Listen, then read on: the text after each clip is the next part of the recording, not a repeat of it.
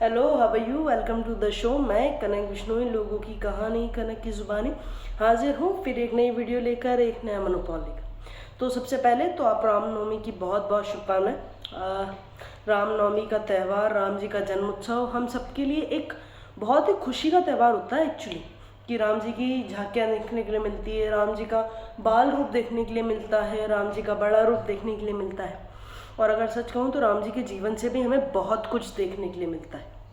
देखो ना यार दोस्तों, कि राम जी का चरित्र एक ऐसे इंसान का चरित्र जिससे हम जितनी बातें सीखे, जितनी चीज़ें सीखे उतना कम है, और जितना कुछ सीख के अपने जीवन में धारण करें ना, एक्चुअली वो हमें कमी ही नज़र आएगी। राम जी एक ऐसा लगता है कि he is a perfect man, वो एक परफेक्ट इंसान है। अगर हम बात करें तो, कि पिता की आज्ञा मानने वाले, माता की आज्ञा मानने वाले, पत्नी से प्रेम करने वाले, भाई से प्रेम करने वाले, और जो भी उनसे प्रेम करते हैं उनसे और प्रेम करने वाले।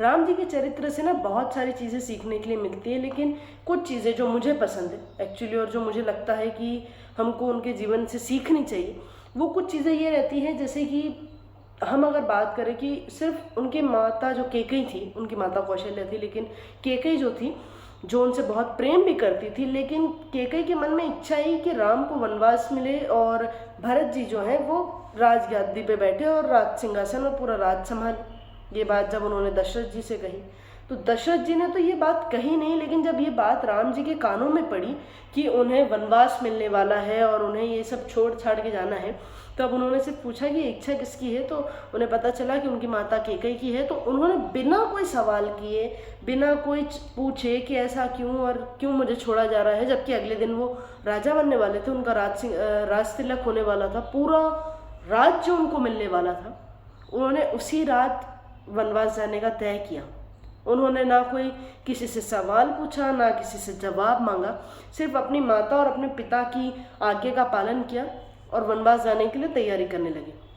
अब जब इधर ये बात लक्ष्मण जी को पता चली कि राम जी उनको वनवास हो गया है, तो लक्ष्मण जी ने भी तय कर लिया कि मैं भी राम जी के साथ जाऊंगा। जब राम जी ने मना करा कि लक्ष्मण आप मत जाइए मेरे साथ, तब भी लक्ष्मण जी नहीं माने। तो हमें इससे क्या पता चलता है कि दो भाइयों का प्रेम, वनवास तो सिर्फ राम जी को हुआ था ना, लेकिन लक्ष्मण जी भी उनके साथ रहे 14 साल वन में। जितने कष्ट राम जी ने सहे, उतने ही कष्ट लक्ष्मण जी ने भी सहे। फिर आती है जानकी जी की बारी।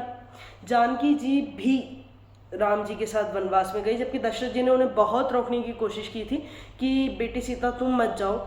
जो लड़की एक महलों में पली बड़ी है, जो रेशमी गादू के नीचे जिसने पैर नहीं रखा, मखमली कंबलों पे, गद्दों पे वो सोती है, वो जंगल में कैसे रहेगी, कैसे अपने इन लकड़ियों में अपना घर बनाकर, अपने भोजन का ठिकाना नहीं, कैसे रहेगी। तब सीता जी ने सिर्फ ये कहा कि मेरे पति जा रहे हैं, तो जहाँ मेरे पति वहाँ मैं। अपनी प्रतिव्रता जो उन्होंने धर्म निभाया, उसके लिए हमारी जानकी जी की भी बहुत सारी चीज़ें हैं जो हम जितनी सीखे, जितनी धारण करें उतनी कम है। लेकिन भरत जी ने भी तो कितना कुछ खोया है ना। तो भरत जी को वनवास नहीं हुआ था, लेकिन उन्होंने भी 14 साल जो थे वो वनवास जैसे ही काटे। उन्होंने राजगद्दी पे बैठ के राज नहीं किया, उन्होंने अपना जो राज्य था उससे दूर एक कुटिया बनाई और वहाँ पर 14 साल अपना जो भी राजपाट था, जितना भी वो बाहर से कर सकते थे उतना उन्होंने किया, बाकी अपने भैया की प्रतीक्षा करी। राम जी का जो चरित्र है उससे बहुत कुछ सीखने के लिए मिलता है। एक्चुअली तो अगर हम देखें ना, तो पूरी रामायण से ही हमें बहुत कुछ सीखने के लिए मिलता है, हर एक पात्र से हमें इतना कुछ सीखने के लिए मिलता है। लेकिन ये जो धीरे धीरे चीज़ें अब जो खोती जा रही है ना आने वाले समयों में, आजकल के जो बच्चे, जिसमें मैं भी आती हूँ, मैं खुद भी, उसमें ना आजकल की ये चीज़ें हो जाती हैं कि बहुत सारे लोगों को पता ही नहीं होता कि हमारे इतिहास में क्या था, राम जी का चरित्र क्या था, रामायण क्या थी। तो मेरी सभी से रिक्वेस्ट है, और हम खुद भी जितने यंगर्स हैं उनसे भी यही कि रामायण, महाभारत, गीता, इन सब चीज़ों से दूर ना जाए, इन्हें थोड़ा थोड़ा इनसे कनेक्टेड रहें। बाकी अपना और अपनों का दोनों का ख्याल रखें। मेरी वीडियो बस इतनी थी। Bye bye, take care. फिर मिलेंगे आपके अपने शो में आवाज़ कनक की।